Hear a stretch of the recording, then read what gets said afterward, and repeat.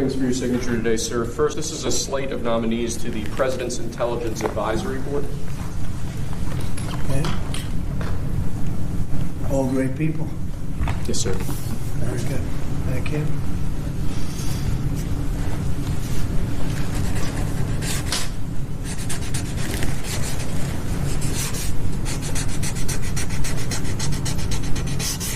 Do you want to read the names? I can if you'd like, sir. Go ahead, please. First, the chairman will be Devin Gerald Nunez, and the members of the board will be Scott Glave, Amaryllis Fox Kennedy, Brad Wenstra, Katie Miller, Wayne Berman, Rents Priebus, Robert O'Brien, Joshua Lobel, Sander Gerber, Jeremy Katz, and Thomas Hicks Jr. Okay, good. All good. Next, sir, we have a presidential memorandum for your attention entitled Reciprocal Trade and Tariffs. This memorandum will reshape American trade policy with the guiding principle being that our tariffs and our treatment of other countries should be reciprocal based on their treatment of us. It charges your Secretary of Commerce, your U.S. Trade Representative, and other cabinet secretaries to pursue that policy vigorously and to develop trade policies in accordance with it. That's good. Well, we'll sign that. And before we do, I think I'll mention that some numbers have come out. And as you know, we're looking for waste, fraud, and abuse.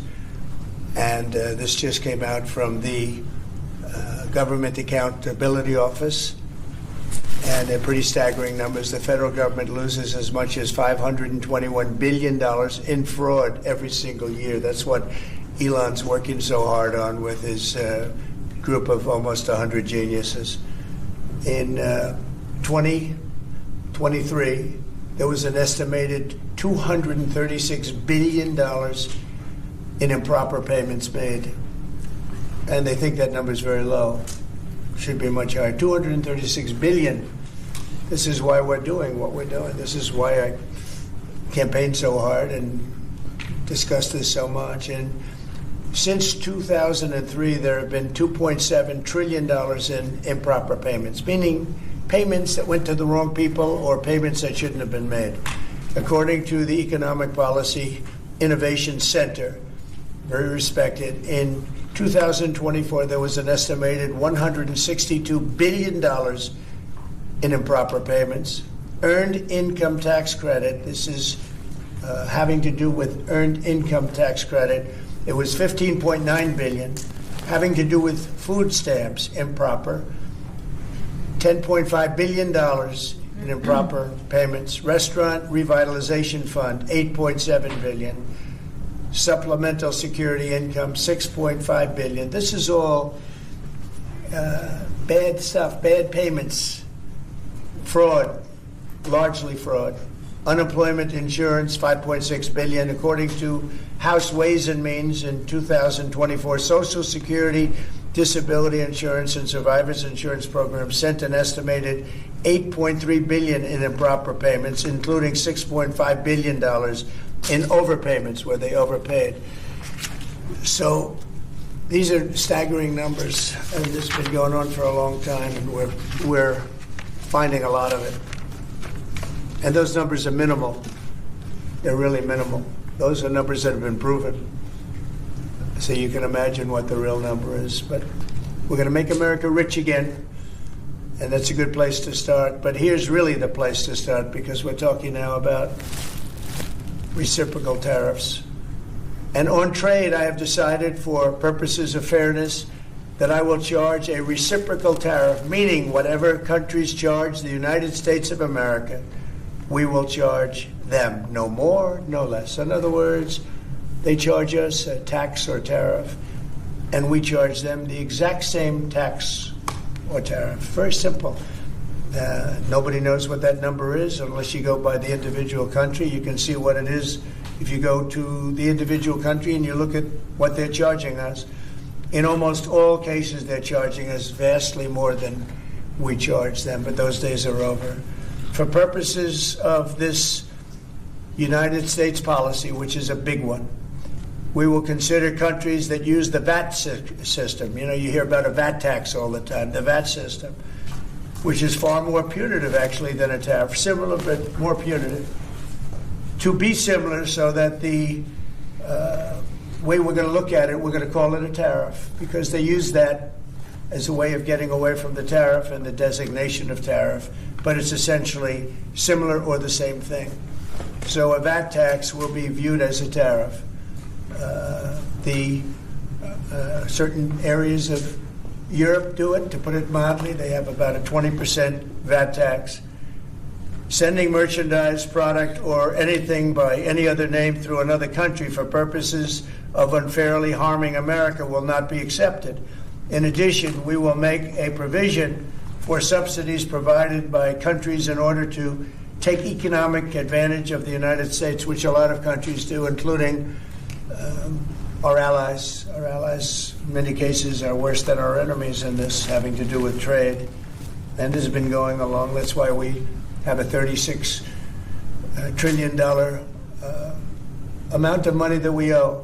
We owe $36 trillion, but that'll come down rapidly. Likewise, provisions will be made for non-monetary tariffs, and a non-monetary, that's where they charge and they do things that aren't, there's no dollar amount, but they make it impossible for you to do business. They do tests on cars, like dropping a bowling ball on the hood of a car, and if the hood doesn't withstand it, which no hood would except for an army tank, then they say, I'm sorry, you can't sell your car into a certain country. That's a non-monetary tariff. So this is in order to take economic advantage. Likewise, the provisions for the non-monetary tariffs and trade barriers that some countries charge, and most countries, many countries, have something to that effect in order to keep our product out of their domain, or if they do not even let the U.S. businesses operate. So in some countries, they just won't let us even operate there. They charge us a lot, but they won't even let us go in. And then we have many of them.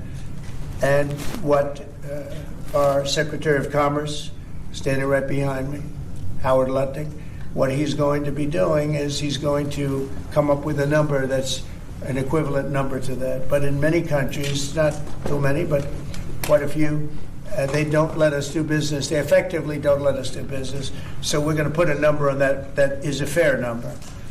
We're able to accurately determine the cost of these non-monetary trade barriers, and we'll be able to do that very accurately, I think. It's fair to all. No other country can complain, and in some cases, if a country feels that the United States would be getting too high a tariff, all they have to do is reduce or terminate their tariff against us, in which case we're going to pay the same thing.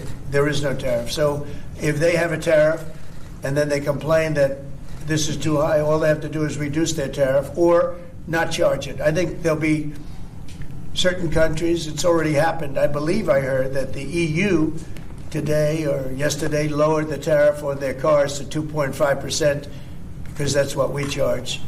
And they lowered it from 10%, but it was really much higher than 10%. But 10% to 2.5, that's already happened. That's a big win. We've been after that to happen for many years, but it never happened, but nobody did anything about it, sitting in this lovely chair.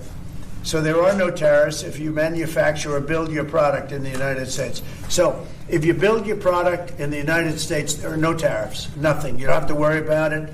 It doesn't exist. A lot of companies will come back to the United States to build their product, make their product in the United States, because there will be no tariff, nothing. For many years, the U.S. has been treated unfairly by other countries, both friend and foe. This system will immediately bring fairness and prosperity back into the previously complex and unfair system of trade. We had a very unfair system to us. Everybody took advantage of the United States, and we paid a big price for it. America has helped many countries throughout the years at great financial cost. It is now time that these countries remember what we've done for them and treat us fairly. We want a level playing field for all American workers. We want a level playing field for the United States of America. I've instructed my Secretary of State, my Secretary of Commerce, Secretary of the Treasury, and the United States Trade Representative to do all the necessary work to deliver reciprocity. In other words, reciprocal. reciprocity to our system of trade. So we're going to have a reciprocal tax. Whatever they charge, we charge. If they don't let us in, we're going to determine a value for that. But overall, it's going to be a very simple system. Whatever they charge, we charge. So nobody can complain. I don't think anybody can complain. And I'm going to sign this. And the numbers are going to be very fair, but staggering. They're going to be large, but very fair. And this should have been done years ago. And I did it in a different form with tariffs and taxes on China. We took in hundreds of billions of dollars. No other president, as you know, ever took in 10 cents. But that was a few countries. That wasn't what we're doing now. Now we're doing it with every country. So this is every country. And essentially, when they treat us fairly, we treat them fairly. It's a very fair way of doing it. And I don't know that it's ever been done before, but that's the way. I'd like to ask Secretary of Commerce to say a few words, please, Howard. So reciprocal tariffs sound fair, but when you understand how brutally unfair the world's trading has been since we opened ourselves up after World War II, right? We tried to export the power of our economy to rebuild the world. And what happened since then is everyone else has taken advantage of us. Some countries, like the VAT that the president spoke about, 20% on everything we sell, just casually. And when they sell to us, of course, they drop that 20 right away. So it's sort of an export subsidy, if you will. So we are going to address each country one by one. But here's the key. They'll get an invitation to trade with the greatest consumer economy in the world. And in exchange for trading at the greatest consumer economy in the world, you have to treat us the way we're going to treat you. It's going to be the same, but no more inviting bad people to the party. So what the president spoke about with Mexico and Canada is we gave them the greatest invitation ever, right? You're our neighbor, you're our friend, trade for free with us. And what did they do? China came in, right? Steel done by India, aluminum done by Australia. You have Australian aluminum mines operating at 90%. And U.S. aluminum mines and aluminum production 50%. We're going out of business, and they're using Canada to come in. So the president is keenly aware, keenly focused on changing this model. We will be fair to each country, but no inviting any other country in. And Kevin, could you say a few words, please? Oh, sure, sir. Kevin Hassel. Yeah. One of the things that we noticed, sir, when you asked us to look into the numbers was that last year, U.S. companies paid foreign governments $370 billion in tax. And then we in the U.S. Asked them to pay us tax for what they did, and the U.S. gathered $57 billion. And so we paid them $370 billion, and they paid us $57 billion. And when people say, oh, you're doing this tariff thing, how could you do that? Why would you do that? It's so unfair. Let's think about this. They have 3/4 of world GDP. We have 1/4 of world GDP, and we're paying them $370 billion, and they're paying us $57 billion. Yeah, it's amazing. Thank you, sir. Well, it's big numbers. Mr. Trade Rep, would you like to say something? Congratulations, by the way. I watched you 2 days ago on television, and you did fantastically. Thank you, sir. Congratulations. Thank you. You make it easy for me, Mr. President. We have $1 trillion deficit coming out of the last administration. We can't have that anymore. We've had 60,000 factories lost during the period of globalization. All of these things have harmed our workers. They've harmed our farmers. They've harmed our families and our communities. And that stops right now.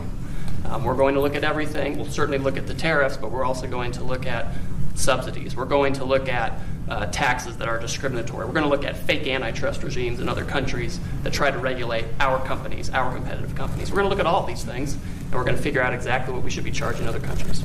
Well, thank you. And it won't be complicated. It'll be very easy. Big numbers. All right. The biggest you've ever seen. Peter, go ahead, please. Yes, sir. Tariffs are bad. Around the world, they're higher than we have, but tell you what, the non-monetary barriers that are imposed on us are even worse. And President Trump has been right to single out, for example, the VAT tax, the value-added tax. There's a reason why Germany sells 8 more cars to every one we sell them. And it's not American craftsmanship, it's not American design. It's simply the unfair trade practices. And that is a killer. It's a hidden tariff.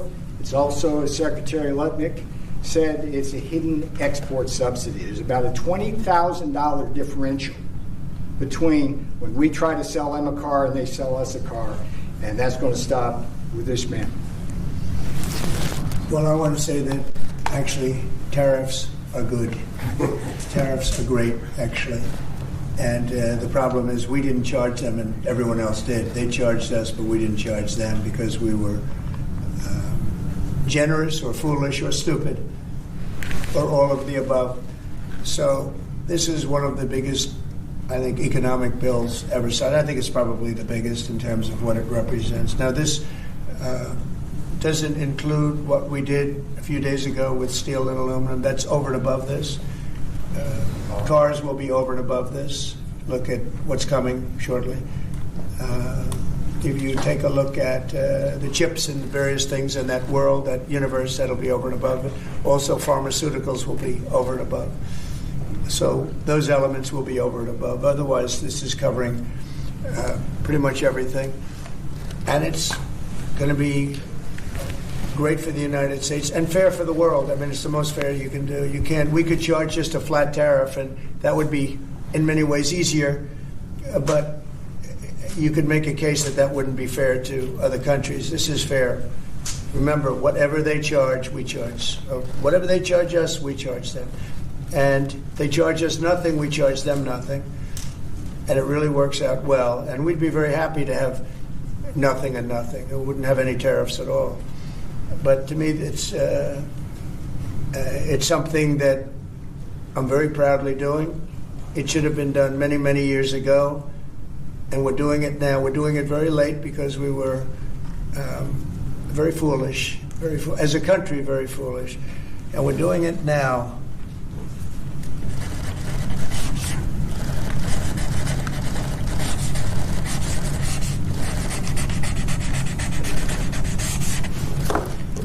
Well, that's a good one.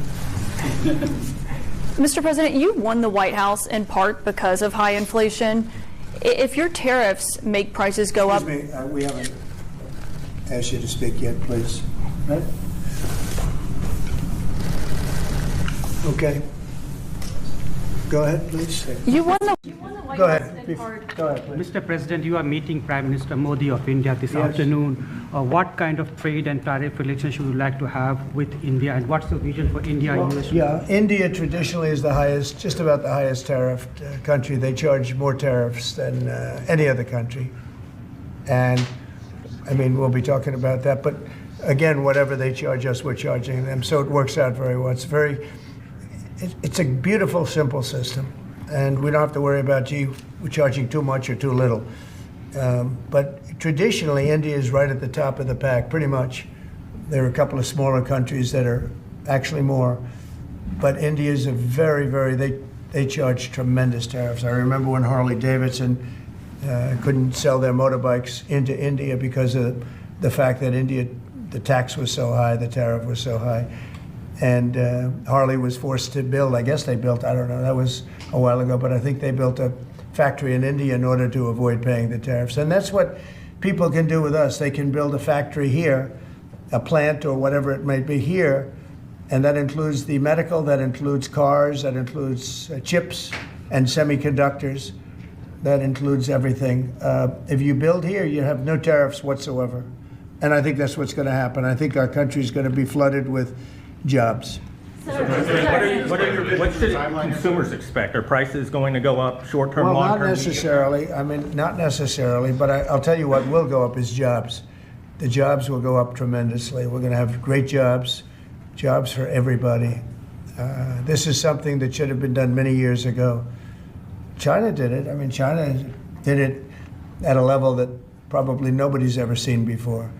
If you manufactured a car, you couldn't send it into China. The tariff was so high, so everybody went and they built in China. It was no big secret. So we're going to see, but it's going to mean tremendous amounts of jobs. And ultimately, prices will stay the same, go down. But we're going to have a very dynamic country. But if prices go up, Mr. President, because of these tariffs, Who do you think voters should hold responsible? Oh, I think what's going to go up is jobs are going to go up, and prices could go up somewhat short term, but prices will also go down. And I think the farmers are going to be helped by this very much because product is being dumped into our country, and our farmers are getting hurt very badly by the last administration. The last administration hated our farmers, like at a level that I've never seen before. I think our farmers are going to be helped.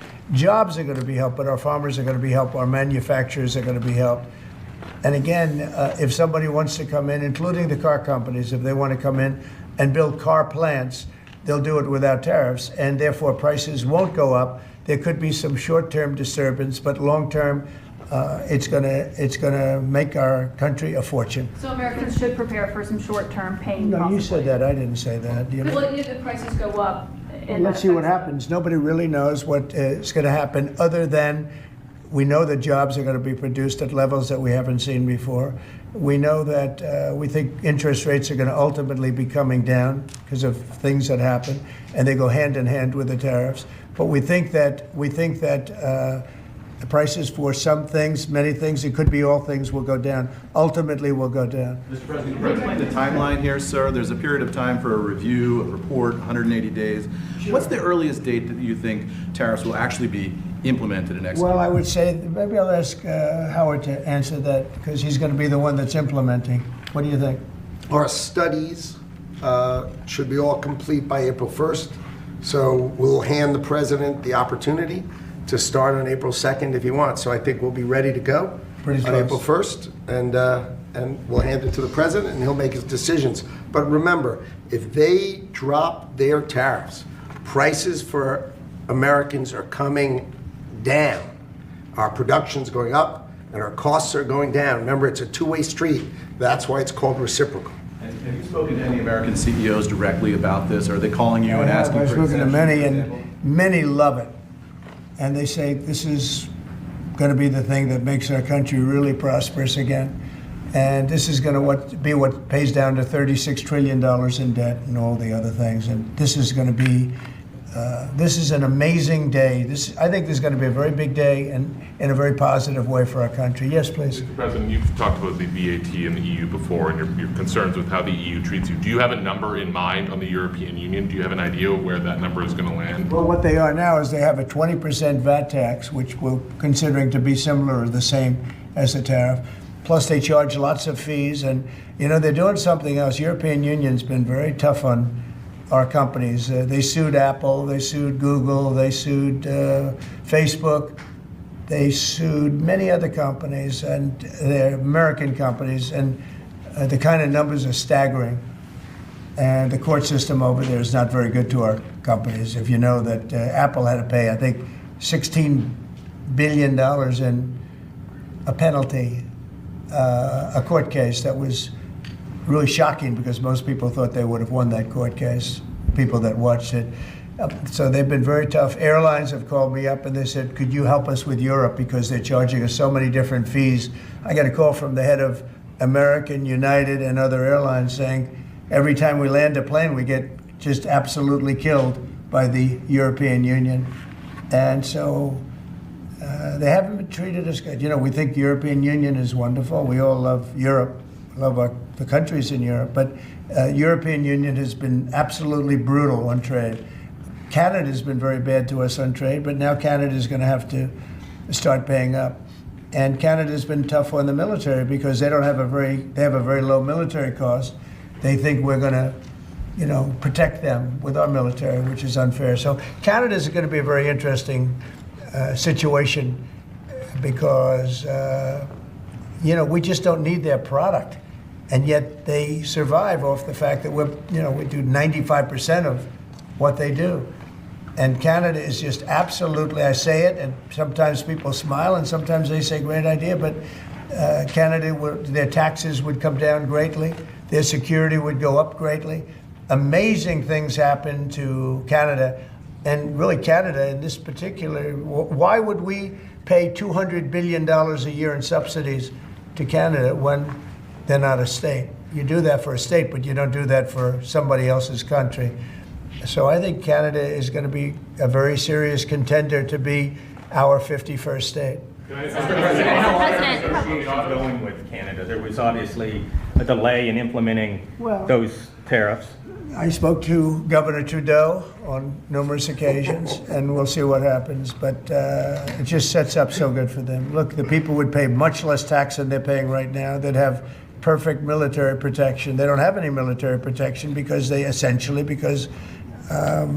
and you take a look at what's going on out there. You have Russian ships, you have China ships, you have Chinese ships, you have a lot of ships out there, and people are in danger. This is a different world today. It's a different world. They need our protection. Yes. You just mentioned Elon Musk and the efforts that he's undertaking with your authority. You granted him new authority this week. Will he secure any new government contracts while he is working on DOGE? No, not if there's a conflict. If there's no conflict, I guess what difference does it make? But we won't let him do anything having to do with the conflict. Are you personally checking to make sure there's no conflicts of interest? Yeah, I am. He answers to you. Sure, he does. First of all, he wouldn't do it, and second of all, we're not going to let him do anything where there's a conflict of interest. Mr. President, your negotiations with the EU there's discussions ongoing already. How quickly do you expect that you'll hear back from them about any of these other measures? I can't tell you. Yeah, the EU's been very nasty. It's just been. They haven't treated us properly. Look, we were great to them on NATO. Essentially, it's a similar group of countries. When I came in, my first term, I raised their fees. I mean, they were not paying. We were paying for, in my opinion, almost all of NATO. And now, I had the bad moment with the press where the press said, well, does this mean you won't protect them? And I said, I won't protect them if they're not paying. But because I said that, the Secretary General, as you know, said it was the greatest thing he's ever seen because the money came pouring in. But they don't treat us right on trade. They don't treat us right on the military either. I mean, if you look at Ukraine, we're in for probably $200 billion more than Europe. Why are we in for more than Europe? We're in for more than Europe. I mean, think of it, or NATO. I mean, let's call it NATO because Canada's in. By the way, Canada is just about the lowest payer. Also, they shouldn't be. They are just about the lowest payer in NATO, in addition to everything else. So Canada's really been taken advantage of. And if they had to pay just something modestly fair, they wouldn't be able to succeed as a country. And that's why I feel they have to become a state. Yes, ma'am. Thank you, Mr. President. Is it your expectation that partners will offer major concessions and that you actually don't end up applying those tariffs? No, I think that a lot of them will stay the same, and whatever they pay, I'll pay. I mean, we'll have a lot of them stay the same. I think some. Look, I heard as an example, EU lowered their tax on cars down to the exact same amount that they were much higher. They were approximately 5 times higher, and they lowered them down to the exact tax that we're charging. That took place like yesterday or the day before. Is that a correct statement? I think so. Yeah. Do you expect any exemptions or waivers? I don't expect that, no. This is a simple system. I mean, there wouldn't be any. And in the case of Apple, I gave them a waiver, an exemption in my first term because Samsung was in South Korea. And Samsung didn't have to pay the tax because it was a tax on China. And Apple makes a lot of their product in China. So I did that because it wouldn't have been fair. But now this applies to everybody across the board. This is a much simpler way of doing it, much better way. You had that major call yesterday with President Putin of Russia. President Zelensky responded today basically saying any agreements they won't accept unless they're made with Ukraine. Will Ukraine have a seat at that table for those negotiations? Of course they would. I mean, they're part of it. We would have Ukraine, we'd have Russia, and we'll have other people involved too. A lot of people, a lot of forks in this game. I'll tell you what, this is a very interesting situation, but the Ukraine war has to end. The young people are being killed at levels that nobody's seen since World War II, and it's a ridiculous war, and it has to end. We had a good talk with President Putin. I had a good talk with President Zelensky, very good talk. And somebody said, oh, I should have called Zelensky first. I don't think so. I mean, we have to find out whether or not Russia wants to make a deal. I know that Zelensky wants to make a deal because he told me that. But I now know that Russia wants to make a deal. Did you ask Secretary Hegseth to walk back his comments yesterday saying Ukraine won't join NATO and won't go back to pre-2014 No, borders because no, those I are didn't, no. bargaining chips you could use? No, I didn't. Somebody told me to, but I thought his comments were good yesterday, and they're probably good today. They're a little bit softer, perhaps, but I thought his comments from I thought his comments yesterday were pretty accurate. I don't see any way that a country in Russia's position could allow them, just in their position, could allow them to join NATO. I don't see that happening. And long before President Putin, Russia was very strong on the fact that I believe that's the reason the war started, because Biden went out and said that they could join NATO, and he shouldn't have said that. As soon as he said that, I said, you know what? You're going to have a war now, and I was right about that. This is a war that would have never happened if I were president. But you don't think it's President Biden's fault, not President Putin? I mean, he's the one. I think Biden is incompetent, and I think when he said that they could join NATO, I thought that was a very stupid thing to say. I thought when he said, well, it depends if it's a minor incursion. In other words, it's okay if Russia does a minor incursion. I thought that was a very foolish thing to say. When Elon Musk got it started. The other thing that got it started was how badly Milley and these stupid people, these bad generals, how badly they did with Afghanistan. I was going to pull out, but we were pulling out with dignity and strength, and we were going to take our equipment with us and everything else. They are, I mean, what they're doing is, what they did with that, I think Putin looked at that mess and he said, wow, this is a great time, I'm going to go in. But what the Americans said, I'm not blaming Americans, but I will say what they said had a big influence on his deciding to go in. Yeah. When Elon Musk met with Prime Minister Modi earlier today, did he do so as an American CEO, or did he do so as a representative of the U.S. government? Are you talking about me? No, Elon Musk. Elon, I don't know. They met, and I assume he wants to do business in India. But India is a very hard place to do business in because of the tariffs. They have the highest tariffs just about in the world, and it's a hard place to do business. No, I would imagine he met possibly because he's running a company. He's doing this as something that he's felt strongly about for a long time, because he sees what's happening and he sees how the country is really being hurt badly by all of the fraud, waste, and abuse. Yeah. So how does Modi know whether he's meeting with a CEO or meeting with a representative of your government? Well, he's meeting with me in a little while, so I'm going to ask him that question. All right? I'll ask him that question. Yeah. On auto tariffs, what should we expect, sir? You mentioned obviously steel and aluminum and pharmaceuticals. What are you thinking about auto tariffs? We haven't talked about that much. I think autos are coming soon. I think they're all coming more or less at the same time. And it's not going to be a big shock to the system. But what it's going to do is it's going to bring pharmaceuticals back to our country. Much more important than the money. It's a lot of money, but it's going to bring pharmaceuticals back to our country. It's going to bring chips back to our country.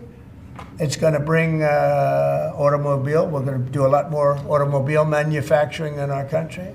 When I did this, when I announced this during the campaign, they were going to build the largest car plant in the world in Mexico. It was almost under construction. It was just starting.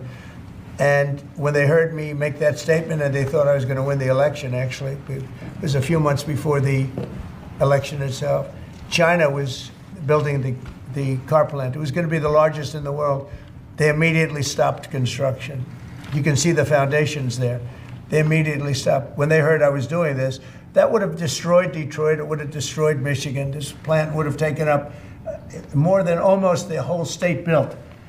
And it would have been very destructive. When they heard me speak, and they said, wow, if he gets in, we're gonna lose our shirt. So they stopped building. That's the impact that tariffs have. Again, I say it, and I say it loudly. It's the most beautiful word, but now I say religion, love, and a couple of other things are more beautiful, because I got in a lot of problem with the fake news when they said, oh, other things are more important. God is more important, but these are the words. But I would say it's number 4 or 5. To me, it's the most beautiful. And I'll tell you what, I think really reciprocal tariffs, those 2 words, reciprocal makes tariffs really fair. There should be no exemptions, right? It would be all auto imports? Any exemptions, no, because you don't need to. With reciprocal, you don't need to. Mr. President, Gavin Clegg just arrived at the RS. Fox Radio. Do you have an update on the TikTok negotiations? And you Yeah, kind we have a lot of that people. Timeline's running out, isn't it? Sure, well, I have 90 days from about 2 weeks ago, right? And I'm sure it can be extended, but let's see, I don't think you'll need to. We have a lot of people interested in TikTok, and I hope to be able to make a deal. I think it would be good. You know, people have learned it's very popular, and we'll have to probably get approval from China to do it, but we have a lot of people that are interested, and a lot of people, I think China will be interested because it's to their benefit too. So I look forward to that, but we have a lot of people that are interested in TikTok, quite a few. Mr. President, Doge workers arrived today, Gavin Klager and others arrived today at the IRS. Do you expect to close the IRS, or what are you expecting? No, I don't expect it, but I think that the Internal Revenue Service will be looked at like everybody else. Just about everybody's going to be looked at. So it's they're doing a hell of a job. It's an amazing job they're doing. And you know, that force is building. I call it the force of super geniuses, but it's building. And you know, they go up and they talk to some of the people about certain deals, and the people get all tongue-tied. They can't talk because these people get it. They're very smart people. We need smart people. Yes, Brian. On tariffs, sir. Yeah, Brian. Yes, sir. Mr. President, I know that during the campaign, it was huge in Pennsylvania as far as bringing back manufacturing. Have you talked to any CEOs since the tariffs were announced on steel and aluminum? What's the feedback from those guys? They are in love with it. As you know, in Pennsylvania, U.S. Steel is through the roof. They're all through the roof. That's why I didn't want U.S. Steel to make a deal with Japan or anybody else. I think it's going to do great.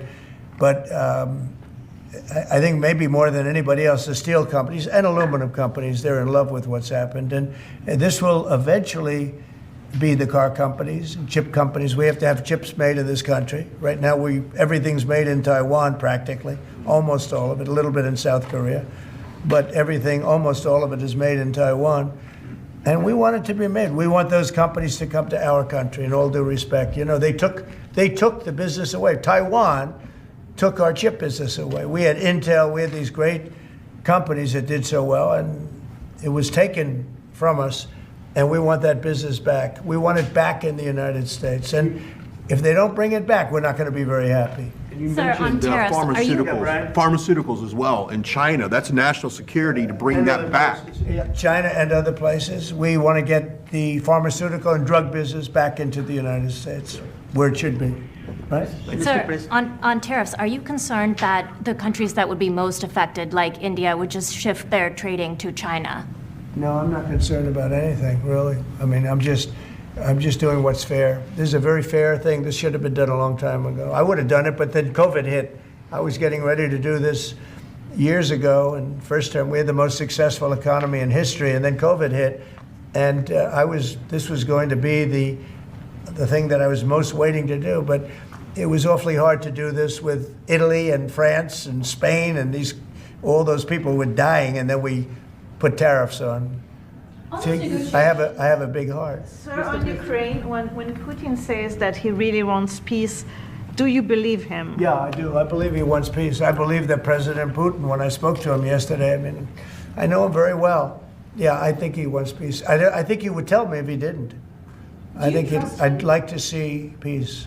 Do you trust President Putin? I believe that, I believe that he would like to see something happen. I trust him on this subject.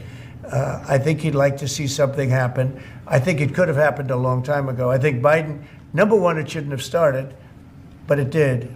And now all those cities are knocked down, like demolition sites. All those beautiful golden towers are knocked down. There's nothing going to replace them. But much more importantly, you lost millions of people. A lot of soldiers, but you lost millions of people. When they knocked down those cities, and they're all laying down on the side, they're lying down just in ashes and all crumbled up concrete. They literally look like a world-class demolition site. And many of them, almost all of them, but many of them, and this should have been done by Biden years ago. This should have never been allowed to happen. I know he's a friend of yours. But couldn't Putin just withdraw his He's a friend of today? CNN. That's why nobody watches CNN anymore, because they have no credibility. Okay, who else? Yes, please. Sir, if you can find a buyer in the United States for TikTok, do you think Xi Jinping will authorize the sale of it, or will I'm going to make it worthwhile for China to do it. I think so. I mean, I got to know TikTok because during the election, I ended up with 36% higher than my opponent with youth. Okay, that never happened before. That's always been a Democrat thing, youth. It became a Trump thing. And I think Tic Tac, I think Joe Rogan was a part of it. Some of the great people that I did interviews with were a part of it. But I think that TikTok was I think it was a big part. Look, as you know, we were up by 36% with youth. The Republican was never up with youth. And I focused on TikTok, and I found it to be amazing, actually, and very fair. And I think the image of TikTok is different than it was before the election. I think people saw it and they view it as a positive, not a negative. I think it'll be to China's advantage to have the deal be made. Yeah. How much money do you think you'll raise from tariffs on an annual basis? That's the most interesting question. I think it'll be a staggering amount. It will be the external, I call it the External Revenue Service. That was a name that was devised by a few of us, but I think it's going to be a staggering amount. We've heard the number $1 trillion floated in meetings with senators. Is that a number you've thought of? I don't know, but already the Senate's saying, well, wait a minute, they're looking at some of the numbers and they're saying, whoa, look, we want to, I say America first, I say make America great again. That's what we're doing.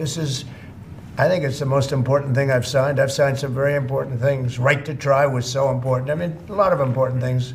Space Force, the biggest tax cuts in history. This could be one of the most important things that we've ever signed. Do you expect the Russians and President Putin to attend the summit in Saudi Arabia? Eventually, yeah. Not quite yet. It's a little early. They're having a meeting in Munich tomorrow.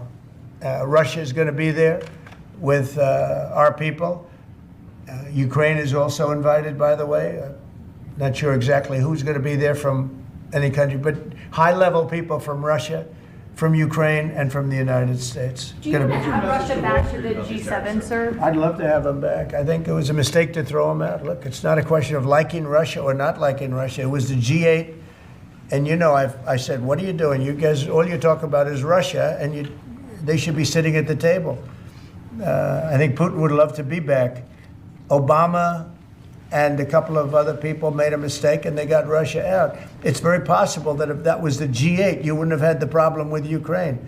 And if I was president, you definitely wouldn't have had the problem with Ukraine. Russia would have never attacked Ukraine. But you ask a very good question, the G8. It used to be the G8 and then these people threw them out. And I was arguing with Trudeau and with numerous of the people. Actually, Prime Minister Abe, a great man from Japan, agreed with me 100%, and some of the others did too. But I got there, it was the G7, as you know. They had already been terminated. I think it would have been very helpful, and it still would be helpful to have Russia be a part of that mix. And I think if they were, I don't think you would have had the problem that you have right now. Russia is part of the G20. They kicked them out, of course, because they illegally annexed Crimea. I mean, how would you have responded if Russia invaded or took over? They took Crimea during Obama. They took, well, now they're looking to take the whole thing. Then they took a big chunk of land and people, as you know, during Bush. And now they're trying to take the whole thing during Biden. The only one that didn't give them anything is Trump. They never took anything with Trump, nothing, not 2 inches of property of land. But Crimea was Obama. And then Bush gave him a lot, you remember. And then, in fact, it's a sort of a standard little phrase. And Biden's giving him everything because this is a war that shouldn't have been had. And the only one that didn't give him anything is Trump.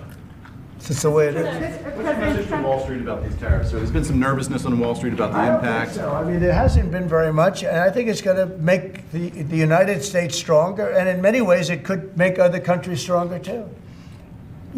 Other countries want to have a strong United States. They want to have a strong America, and I think it's going to make us very, very strong, much stronger.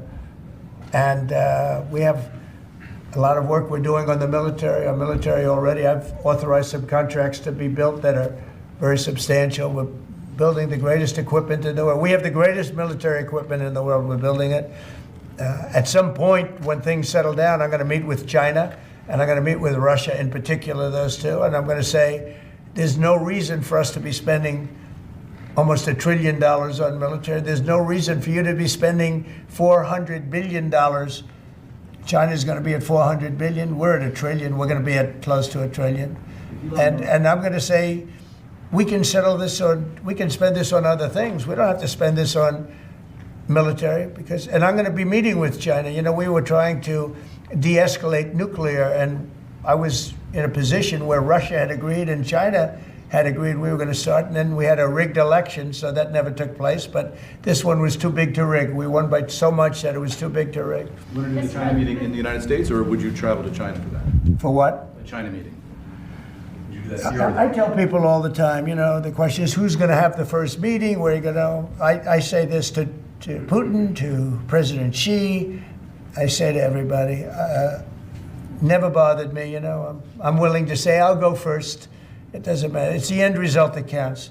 So it doesn't make any difference. When do you want to have a conversation about global defense spending, you, China, Well, I'd Russia? like to have that, as soon as things settle down, I'm going to have that conference, primarily with China and Russia, because those are the two that really are out there. And we're going to have them spend a lot less money, and we're going to spend a lot less money. And I know they're going to do it. They agreed to it. We were talking about denuclearizing, and President Putin and I agreed that we were going to do it in a very big way. There's no reason for us to be building brand new nuclear weapons. We already have so many you could destroy the world 50 times over, 100 times over. And here we are building new nuclear weapons, and they're building nuclear weapons, and China's building new nuclear weapons, and China's trying to catch up because, you know, they're very substantially behind, but within 5 or 6 years they'll be even. And we're all spending a lot of money that we could be spending on other things that are actually, hopefully, much more productive. Hopefully, there'll never be a time when we need those weapons. If there's ever a time when we need nuclear weapons, like the kind of weapons that we're building and that Russia has and that China has to a lesser extent, but will have, that's going to be a very sad day. That's going to be probably oblivion. Do you see that as separate conversations, or do you see one giant summit with you, Xi Jinping, and Vladimir Putin? Yeah, I could see that. Let things calm down a little bit. You know, when I left, we had no Middle East problem. We had no Russia going into Ukraine. They never would have done it. Putin never would have done it. And I came back, and we got like the whole world is blowing up. So when we straighten it all out, then I want to have one of the first meetings I want to have is with President Xi of China, President Putin of Russia. And I want to say, let's cut our military budget in half. And we can do that. And I think we'll be able to do it. If Elon Musk identifies wasteful spending in the Defense Department, defense contractors and the like, are you willing to go after that spending as well? We have to go waste, fraud, and abuse. Yeah, and we're doing that. Could we, I'm just wondering about your conversations on defense spending. Would you want to do that as a trilateral, or would you use the existing body that also already includes China and Russia, the G20? No, it's the people. It's President Putin, President Xi. I don't need bodies. I don't need anything. It's people. It's all about people. It's about relationship and people. And, you know, I've had a good relationship with President Putin. I've had a good relationship with President Xi. It's about people.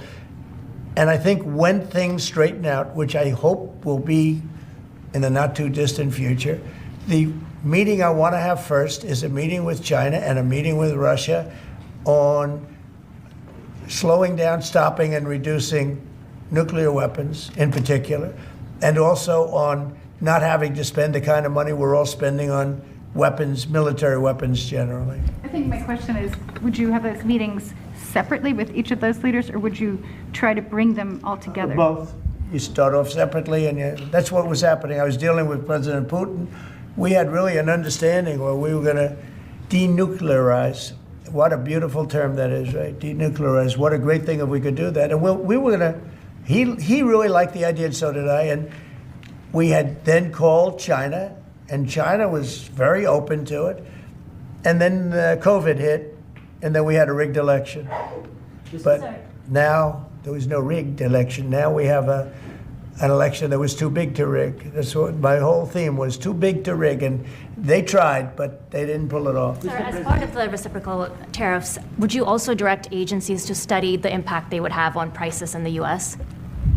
No, there's nothing to study. there's nothing to study. It's going to go well. The United States is going to become a very, very strong economically country. Yeah. Mr. President, in the past you have spoken against BRICS. India is part of BRICS. Do you want to dismantle BRICS, or you want to?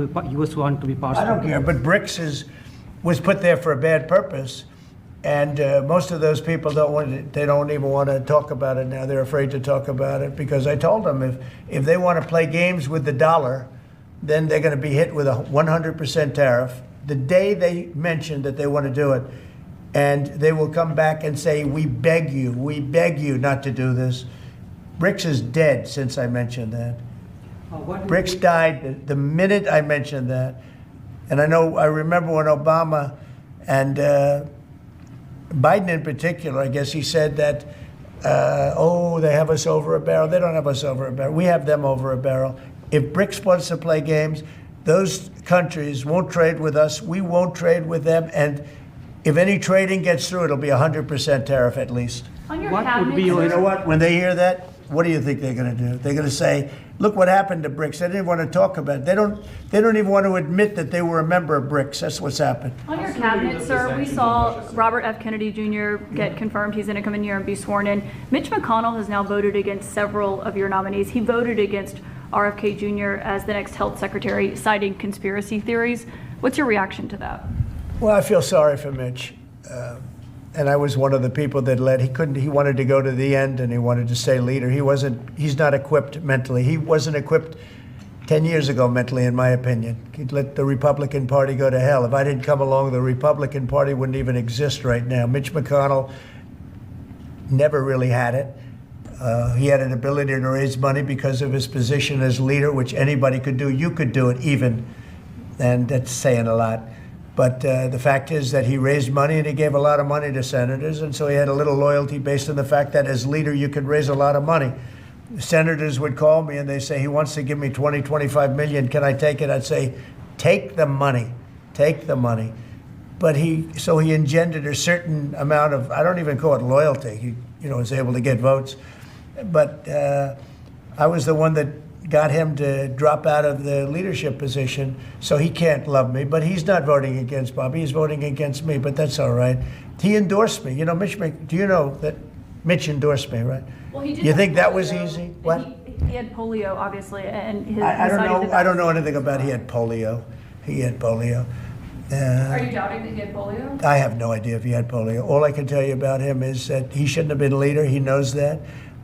He voted against Bobby. He votes against almost everything now. He's a very bitter guy, and we have a very strong party, and he's almost not even really a very powerful member. I'd say he's not he's lost his power, and it's affected his vote. And it's one of those things. But in the meantime, Bobby did great, got more votes than anybody thought, and I think he's going to do phenomenally, just phenomenally in that position. And everybody else likewise did well. Not only well, they got more votes than anybody thought. Tulsi, look at how she did. She did great. Marco got 99 votes. How about that? And Marco got 99 votes. And Marco, by the way, I have to tell you, Marco Rubio's done a fantastic job. He's been a great Secretary of State. They're all doing great. But we're going to have a swearing in today, and maybe we're going to have a second one, because I hear we have a couple of them coming up. And the man behind me is doing a fantastic job, Secretary of Commerce. And I think you're going to see something very big come from today's signing. This is going to be a very important signing. Okay? On U.S. Steel, sir, can I ask very quickly? You said you'd meet with the head of that company and the Japanese company. U.S. Steel is going to be here, and a lot of the steel companies are coming. I think steel companies, they love what's happening to them. We saved it. If I didn't do the tariffs from my first term, you wouldn't have one steel company here. You wouldn't have one steel. There wouldn't be a steel company alive in the United States. And right now, they're going to be thriving. They're doing very well, but they're going to be thriving. They're going to be coming out. People are going to want to buy those steel companies like crazy. Are you still planning to mediate talks between Nippon Steel and U.S. Steel? Yeah, I don't know. I think U.S. Steel right now has all the power. The tariffs have given U.S. Steel a new lease on life. Okay? Thank you all very much. Thank you. Thank you. Thank you. Let's go. Let's go, guys.